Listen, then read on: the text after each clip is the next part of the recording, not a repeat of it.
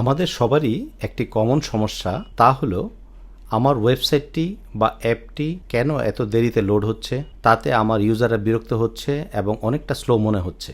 আজকের ভিডিওতে আমরা বোঝার চেষ্টা করব একটি ওয়েবসাইট বা একটি অ্যাপ কেন স্লো লোডিং হয় এবং তার থেকে পরিত্রাণের 3টি দারুণ কৌশল আমরা এখানে বিশ্লেষণ করার চেষ্টা করব। প্রথমত, আমরা যদি পুরো বিষয়টা বোঝার চেষ্টা করি তাহলে একটি বিষয় কল্পনা করতে পারি, তা হলো আপনার ওয়েবসাইটটি অথবা আপনার অ্যাপটি রয়েছে কোনো ডেটা সেন্টারের একটা সার্ভারে, অথচ আপনার ইউজার রয়েছে সারা বিশ্বের সব জায়গায়। হয়তো জার্মানিতে বসে আপনার কোনো ইউজার আপনার অ্যাপটি বা ওয়েবসাইটটি করছে, ঠিক একই সময় অস্ট্রেলিয়া থেকে এবং সাউথ আফ্রিকা থেকে আপনার অ্যাপ বা ওয়েবসাইটটি ব্যবহার করছে, অথচ আপনার ওয়েবসাইটটি হোস্ট করা রয়েছে বাংলাদেশের কোনো লোকাল সার্ভারে অথবা সিঙ্গাপুরে অথবা ইউএস এর ভার্জিনিয়া কোনো ডেটা সেন্টারে। তাহলে ন্যাচারালি সেই ইউজারদেরকে আপনার ডাটাটা লোড হওয়ার জন্য সিঙ্ক্রোনাইজলি পেজগুলা এবং রিকোয়েস্টটা লোড হতে 5 থেকে 10 সেকেন্ড অপেক্ষা করতে হবে। বর্তমান প্রযুক্তির এই উৎকর্ষতার সময়ে কেউই আসলে 5 থেকে 10 সেকেন্ড সময় আমাদেরকে দেবে না, এবং তাতে আমাদের ইউজার হারানোর সংখ্যা বেড়ে যায় এবং আমাদের অধিকাংশ ক্ষেত্রেই যেটা দেখা যায়, যারা বাংলাদেশি ভাই বোন বা বাংলা ভাষাভাষী যে সমস্ত অ্যাপ, তারা অনেক ক্ষেত্রেই ইউজার হারান। এই ভিডিওতে আমরা মূল্যবান 3টি ধাপের কথা উল্লেখ করব, যার মাধ্যমে আপনি আপনার অ্যাপ এবং ওয়েবসাইটগুলোকে অতি দ্রুততার সাথে গুগল যেরকম ক্লিক করার পরে উইদিন এ ন্যানো সেকেন্ড আপনার কাছে ডেটা নিয়ে আসে, আপনিও আপনার অ্যাপকে এত দ্রুত কিভাবে রেন্ডারিং করবেন এই প্রসেসটা বলার চেষ্টা করব। এটি মূলত কোনো বাগ বা ত্রুটি নয়, এটি আমরা বলি আর্কিটেকচারাল ফেলিয়ার। তো এই জিনিসটা একটি সহজে যদি আমরা একটা উদাহরণ সহ বোঝানোর চেষ্টা করি, যে আপনার ওয়েবসাইট বা অ্যাপটি হোস্ট করা আছে একটি জায়গায়, অথচ ইউজার হচ্ছে সারা বিশ্বের সব কান্ট্রিতে। ন্যাচারালি তাকে একটি ওয়েট টাইমের মধ্য দিয়েই যেতে হয়। এই ওয়েট টাইমটি এই মুহূর্তে অনেকেই এফোর্ড করতে পারি না, যে কারণে আমরা আমাদের মূল্যবান গ্রাহক বা ক্লায়েন্ট এবং আমরা সেলস হারাই। তো আমরা যাতে ভবিষ্যতে আমাদের সাইটটাকে আরও বেশি উন্নত করতে পারি, সেজন্য আমি 3টি ধাপে কিছু কৌশল বলার চেষ্টা করব। প্রথম ধাপটি হচ্ছে ওয়েবসাইটের যে ফ্রন্ট এন্ড, এটি পৃথিবীর সব সাইটে ডিস্ট্রিবিউট করে দেওয়া। অর্থাৎ যে ইউজারই ইউজ করবে সে তার নিকটতম শহরের কোনো সার্ভার থেকে যাতে আপনার ফ্রন্ট এন্ডটা দেখতে পায়, মানে ফ্রন্ট এন্ডের মধ্যে বাহ্যিক চেহারাটা দেখতে পায়। আপনার ওয়েবসাইটে বা অ্যাপে সাধারণত কী থাকে? HTML ফাইল বা CSS ফাইল বা জাভাস্ক্রিপ্ট অথবা কোনো ইমেজ, রাইট? আপনার ফ্রন্ট এন্ড যখন কেউ ব্রাউজ করতেছে এক্সাম্পল চায়না থেকে, সে ভাববে যে আমার নিকটতম শহর থেকে যদি ডাটাটা আসে তাহলে within a second or a fraction of A second এটা সে পেয়ে যাবে। কেউ যদি একই সময়ে জাপান, ব্রাজিল বা সিডনি থেকে ব্রাউজ করে, সে কিন্তু আপনার সার্ভারে ডেটা সেন্টারে আসতে হবে না, সে তার নিকটতম সিটি থেকে সে চলে আসে। সুতরাং এই বিষয়টাকে আমরা বলি এজ লোকেশন। নিজে থেকেই পৃথিবীর 200টির বেশি শহরে এটির কপি ডিস্ট্রিবিউট করে দিতে পারি। এই সেবাগুলোর জন্য আমাদের খুব বেশি খরচ বা প্রিমিয়াম কোনো ফি দিতে হয় না, অনেক সময় আমরা ফ্রিও পেতে পারি। আমি এখানে 2টি নাম উল্লেখ করছি, আপনারা দেখতে পারেন। একটি হচ্ছে ভার্সাল, আরেকটি হচ্ছে ক্লাউড পেজ। এই 2টি সেবার মাধ্যমে আপনার স্ট্যাটিক ফাইলগুলো নিজে থেকেই এটাকে CDN মেথড বা ডিস্ট্রিবিউটেড একটা চ্যানেলের মাধ্যমে পৃথিবীর 200টি শহরে এর কপি সংরক্ষণ করে রাখে। যখন কোনো ইউজার আপনার ওয়েবসাইটের জন্য রিকোয়েস্ট করে, তখন সাধারণত তার নিকটতম শহরের নিকটতম ভার্সন থেকে ডাটাটা লোড হয়ে যায়, ফ্রন্ট এন্ডটা লোড হয়ে যায়, মনে হয় অনেকটা লোকাল কপির মতো।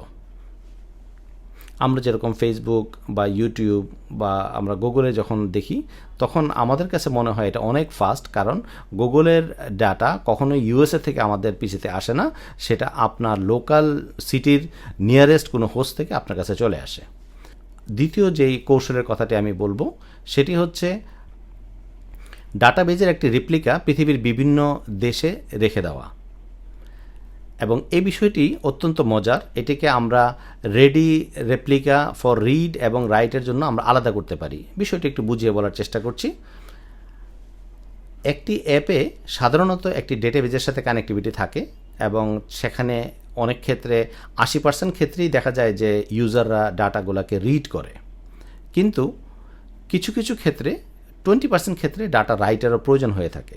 সেক্ষেত্রে আমরা একটি প্রযুক্তি সহযোগিতা নিতে পারি, যেখানে ডাটাবেজের রিপ্লিকা বা একটি বলতে পারেন যে আপনার ডাটাবেজের একটি ফটোকপি আপনি আপনার নিকটতম সিডিএন ইঞ্জিনের মাধ্যমে আপনি বিশ্বের সবগুলো কান্ট্রিকে আপনি ডিস্ট্রিবিউট করে রাখতে পারেন।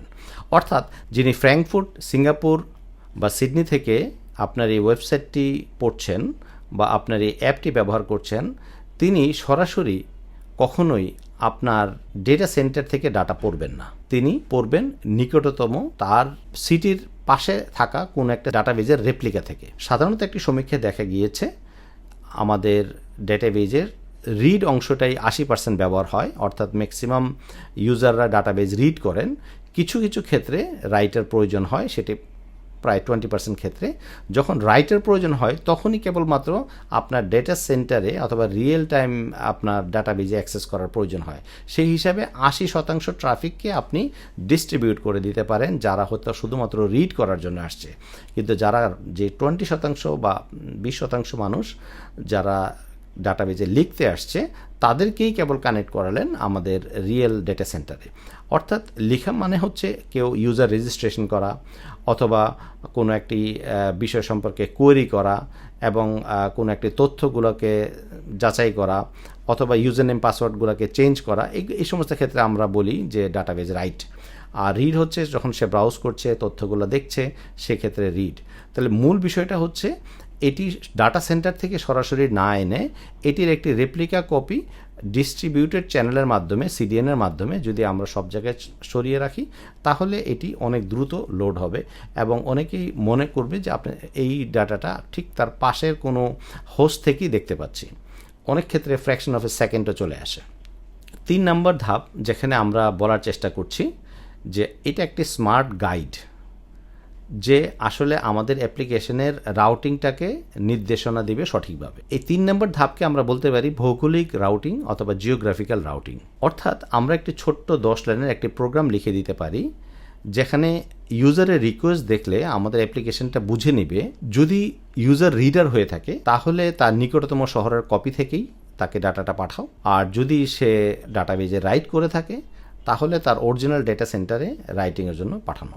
অর্থাৎ এই পৃথিবীর যে কোনো প্রান্তের ইউজারের কাছে মনে হবে ডাটাটা তার ঠিক পাশের কোনো হোস্ট থেকেই চলে আসছে। সুতরাং মূল কথাগুলো যদি আমি এক নজরে বলার চেষ্টা করি, তাহলে বিষয়টা হচ্ছে প্রথমত একটি ফ্রন্ট এন্ড থাকবে এবং তার ডাটাবেজ অনেক রেপ্লিকা থাকবে, এবং তৃতীয়ত হচ্ছে স্মার্ট রাউটিং থাকবে। এই তিনটি মিলিয়ে যেটি তৈরি হয়, এই টেকনোলজিটাকে আমরা বলি মাল্টি রিজন ডেপ্লয়মেন্ট প্ল্যাটফর্ম, যেখানে পৃথিবীর অনেক অঞ্চলে একই সাথে কাজ করবে। এবং সবচেয়ে ভালো খবর হচ্ছে এগুলোর জন্য আলাদা আলাদা করে কোনো সার্ভার চালানোর প্রয়োজন নাই, মাল্টি সার্ভারের কোনো জটিলতা নাই। স্মার্ট রাউটিং বা জিওগ্রাফিক্যাল রাউটিংয়ের বিষয়টির জন্য অনেকগুলো টুল অ্যাভেলেবেল। আমি 2টা টুলের আইডিয়া আপনাদেরকে দিতে পারি, তা হচ্ছে ক্লাউড ওয়ার্কস অথবা ভার্সাল এজ মিডলওয়্যার। এই দুটি প্রিমিয়ামও পাওয়া যায় বা আপনারা ফ্রি ট্রায়ালও দেখতে পারেন, বা অনেক ক্ষেত্রে কিছু কিছু সার্ভিস তারা ফ্রিও রাখে। সেখানে তারা জিওগ্রাফিক্যাল রাউটিং ব্যবহার করে আপনার অ্যাপ্লিকেশনকে তারা নিকটতম একেবারে কাছের কোনো হোস্ট থেকে আপনার ডাটাটা শো করবে। তাতে মনে হবে যে অনেকটা ফ্র্যাকশন অফ এ সেকেন্ড ডাটাগুলো লোড হচ্ছে। সুতরাং একাধিক সার্ভার ছাড়াই মাল্টি রিজনাল পারফরমেন্স আমরা সহজে এবং কম খরচে আমরা পেতে পারি। আজকের ভিডিও দেখার জন্য অর্থমেট্রিক্স চ্যানেলের পক্ষ থেকে আপনাকে ধন্যবাদ। আমাদের অর্থমেট্রিক্স চ্যানেলটি প্রযুক্তিকে আপনার সহজ ভাষায় প্রমিত বাংলায় উপস্থাপন করাই আমাদের প্রয়াস। ধন্যবাদ। পরবর্তী ভিডিও দেখার আমন্ত্রণ রইল।